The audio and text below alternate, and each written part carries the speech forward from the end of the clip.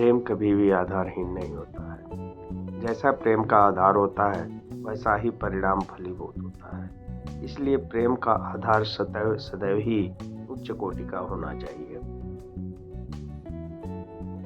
खुशी के समय अत्यधिक मतवालेपन न हो, क्योंकि अक्सर अनहोनी खुशियों के मतवालेपन में ही होती है। इसलिए खुशी के समय मतवालेपन में ना रहें। झूठ सदा ही आवरण में होता है और तर्क एक ऐसा शस्त्र है जिससे आप झूठ पर से इस आवरण को हटा सकते हैं। इसलिए आवश्यकता पड़ने पर तर्क अवश्य करें, आंख मूंद के किसी की बात कभी न मानें। साथ चलने और संबंधों को निभाने के लिए साथ में रह रहे लोगों की सोच एक होनी चाहिए, अन्यथा संबंध टूटेंगे और विकास बाधित होगा।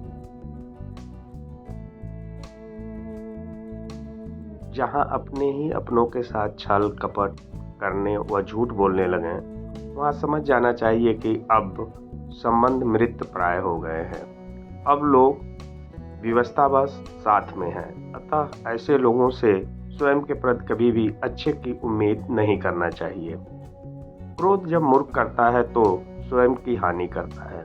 वही क्रोध जब कोई बुद्धिमान करता है तो जिस पर करता है उसकी हानि करता है।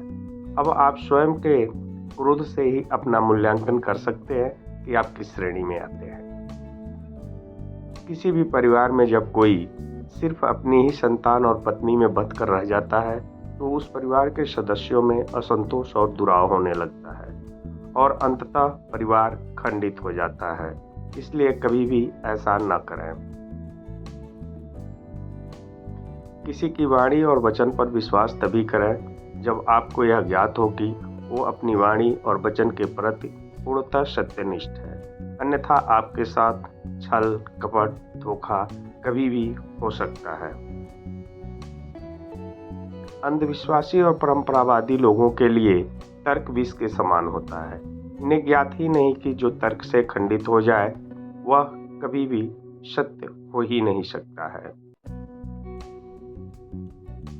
जो आपकी कद्र न करें उनसे बच के रहने से बेहतर है अकेले रहना या फिर अपने अनुकूल संबंधों का सृजन करना। अन्यथा हर समय उपेक्षित जीवन ही जीना पड़ेगा। कोई आपकी कद्र नहीं करेगा।